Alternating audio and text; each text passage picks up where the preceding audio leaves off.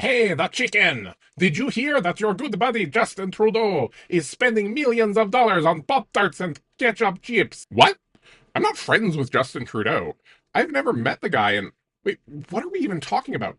Well, you hate the conservatives. That means you're a liberal. It really doesn't. I hate narcissists. Most politicians are narcissists, and I have extreme contempt for the narcissists who sabotage education and public health or who terrorize school children. Those just happen to typically be right wingers. All right, I forgot. You have the woke mind virus. You got me. My brain's just rotted with crazy ideas like slavery is wrong and gay people shouldn't be hunted for sport. Anyway, what's this about the Pop Tarts? Well, you see, the Toronto Sun is reporting that Trudeau is spending millions of dollars on food. Ugh, we really got to work on your ability to do nicknames. Um, yeah, it says that this was over a period of 2 years, that the government was billed for 157,000. Do we know if this was for his family's food or if there were other people eating this food? Or do we know if maybe it also included the salary of whoever was making the meals for them? You're missing the point. It's millions of dollars. Um, thousands? This says thousands. I mean, it's many thousands, but I don't think it was all like just spent on Liberté yogurt.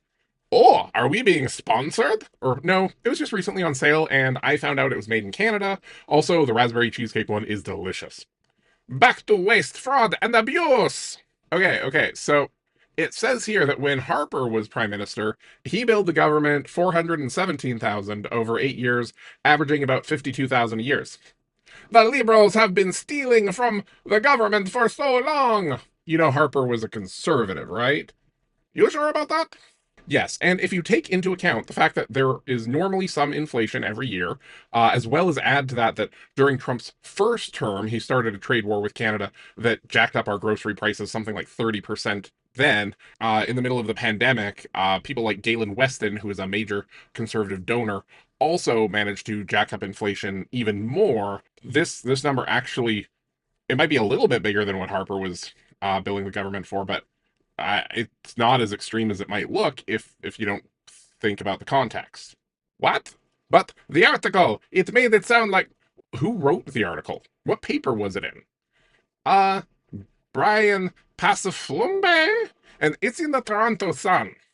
Yeah, it also looks like if you Google his name, he's got a profile on a website called Canada Strong and Free Network. Oh, well, that's good. He likes Canada, strong and free. Right. But the website states that it's intended to support Canada's conservative movement by networking best practices and ideas pertaining to limited government, free enterprise, individual responsibility, and a more robust civil society. Shouldn't that be good stuff? The thing to keep in mind is that nobody makes an organization intended to influence journalists and then says, we collect millions of dollars from rich assholes to ensure that all conservative journalists remain consistent with a monoculture of thought. Like the idea that unregulated business and an underfunded government that can't hold business accountable when they screw over everyday people are inherently good things. So, you're saying Trudeau didn't waste a ton of money on groceries? I don't know. I make funny internet videos. I'm not a journalist, and I don't have the resources to find out the answers that really should have been in an article like this if it was going to be published. But why publish an article if it does not inform the population? That's a really good question. And I suspect the answer is that Post Media, who owns the Toronto Sun, is a conservative American company. Right now, there are a lot of rich people who believe that they can make more money for themselves if they don't have to follow regulations that require them to not poison your food, drinking water, or air.